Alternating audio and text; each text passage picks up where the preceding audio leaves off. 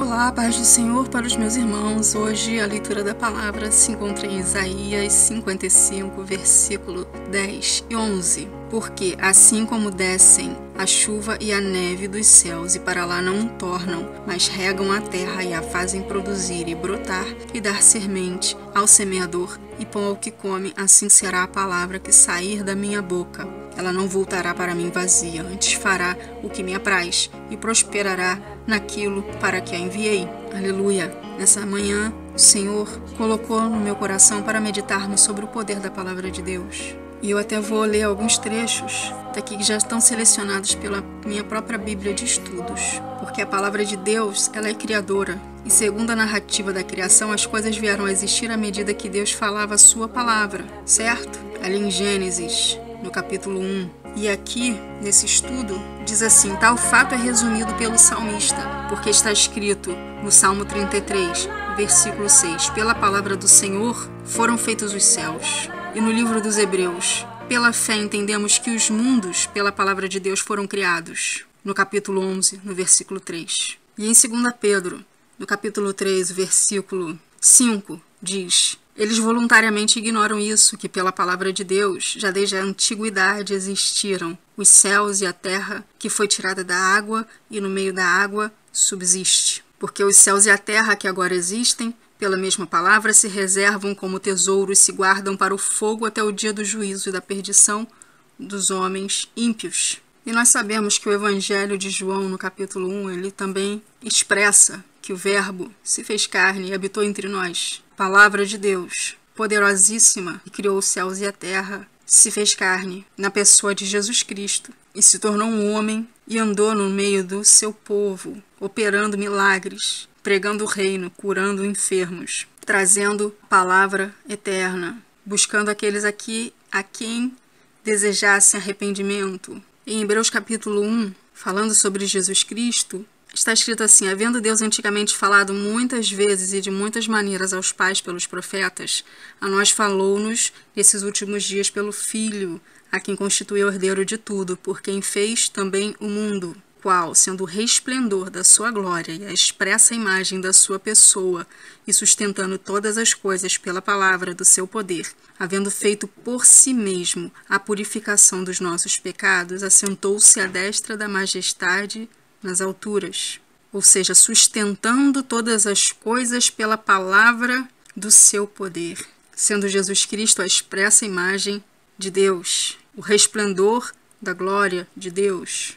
Essa palavra criadora, que é expressa pela figura, pela pessoa de Jesus Cristo. E o apóstolo Pedro, ele fala assim no primeiro livro de Pedro, no capítulo 1, no versículo 22, 23. Purificando a vossa alma na obediência à verdade, para a caridade fraternal não fingida. Amai-vos ardentemente uns aos outros, com um coração puro, sendo de novo gerados, não de semente corruptível, mas da incorruptível, pela palavra de Deus, viva e que permanece para sempre. Olha que palavra gloriosa é essa palavra que nos gera novamente, que não nos dá uma vida nova, corruptível, mas uma vida nova, incorruptível, uma vida de excelência, uma vida que nos conduz à vida eterna, que purifica a nossa alma na obediência à verdade, para um amor não fingido, para um amor verdadeiro, para termos um coração puro, um coração que se limpou, um coração que foi transformado, um coração que perde malícia, enganos, fingimentos, invejas, murmurações, um coração que passa a não se conformar mais com as concupiscências que antes estavam presentes quando éramos ignorantes, quando não tínhamos ainda tido um contato com as revelações de Jesus Cristo, porque um precioso sangue foi derramado pela nossa vida para que a gente tivesse essa vida, esse contato direto com Deus. E em 2 Timóteo está escrito assim: olha, desde a tua meninice você sabe as sagradas letras. Aqui ele está falando com os judeus, que conheciam desde criança a palavra. Fala assim: olha, as sagradas letras, elas podem fazer-te sábio para a salvação, pela fé que há em Cristo Jesus.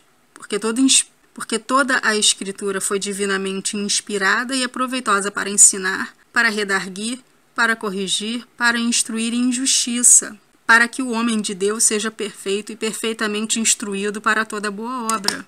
Para que o homem de Deus seja perfeito e perfeitamente instruído para toda a boa obra. Olha o poder maravilhoso da palavra de Deus. É através dessa palavra que a gente aprende, é através dessa palavra que a gente entende quem é Jesus, que Ele é o Verbo, que Ele se fez carne.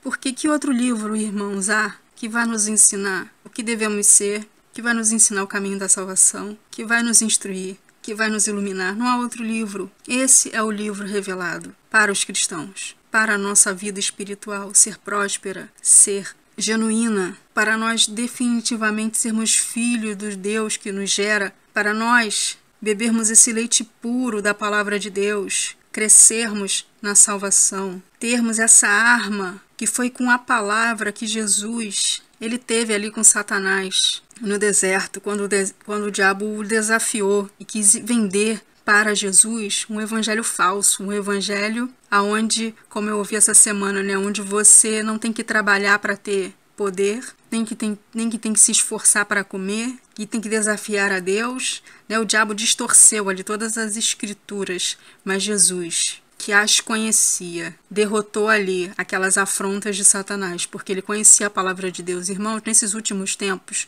que haverão muitas apostasias, ai de nós se não conhecermos a palavra de Deus, porque muitos virão em nome de Deus com falsidade, com uma palavra distorcida, com ensinamentos vãos, com um evangelho adulterado, tentando nos levar para um caminho que não nos conduz para a vida eterna. Então o Senhor, ele nos convida todos os dias para provarmos as profecias. A palavra de Deus não fala para a gente provar o profeta, para a gente examinar o profeta, mas as profecias. Nós temos que conhecer a palavra de Deus, entendermos a natureza da mensagem. Porque muitas vezes, amados, às vezes vocês pensam assim, poxa, mas essa menina não tem unção, ela não está falando línguas, ela não está dando uns brados de guerra, ela não está gritando, ela não está me mostrando nenhum poder, nenhuma autoridade. Amados, para com isso. Você não precisa de ninguém gritando, de ninguém falando em línguas, para você ter certeza se a palavra é verdadeira. O que você precisa é ter intimidade com o Espírito Santo, vida reta com Deus, intimidade com Deus, intimidade com a palavra de Deus, conhecimento das Escrituras, pedir a Deus discernimento, porque sabe o que você tem que examinar? Não é se eu falo em línguas, não é se eu falo alto, não é se eu prego aparentemente com poder ou não. O que você precisa examinar na minha e na pregação de qualquer pessoa é a mensagem.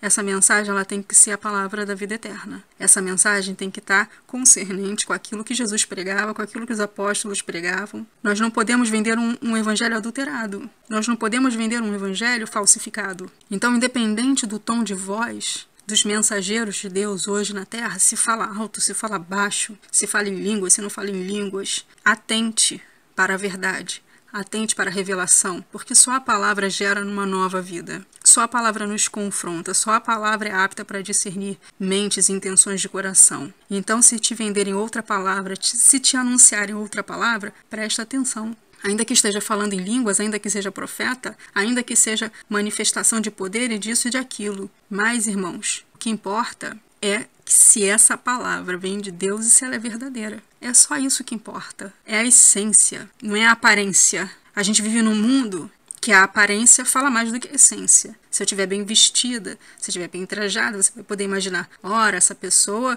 veio de um nível social alto e às vezes eu não vim. Às vezes eu só estou vestida com uma roupa. Às vezes eu posso estar de uma roupa com uma saia longa, com um cabelo grande, e eu posso de repente não ser uma profeta de Deus. E eu posso de repente não ser genuína, e ter fora da presença de Deus, fora ali da igreja, uma vida totalmente contrária. E pregar um evangelho falso. Então não é a aparência, é a essência. Eu não estou dizendo para não andarmos com vestes longas. Não estou dizendo isso. Eu estou dizendo que não basta a aparência de santidade. Porque, amados, não basta uma aparência de santidade. Há que termos uma vida reta, verdadeira, em espírito e em verdade. Mesmo quando ninguém estiver olhando. E a mensagem tem que ser firme, eficaz. Essa mensagem que nós temos que ouvir tem que produzir em nós reflexões que gerem vida nova, que gerem mudança, que gerem um viver digno daqueles que são chamados eleitos, daqueles que vão morar no céu, daqueles que vão entrar pela porta eterna, daqueles que servem ao Criador eterno. Amém, amados? Uma breve meditação, que o Espírito Santo fale mais abundantemente em cada coração no nome de Jesus. A paz do Senhor para os meus irmãos.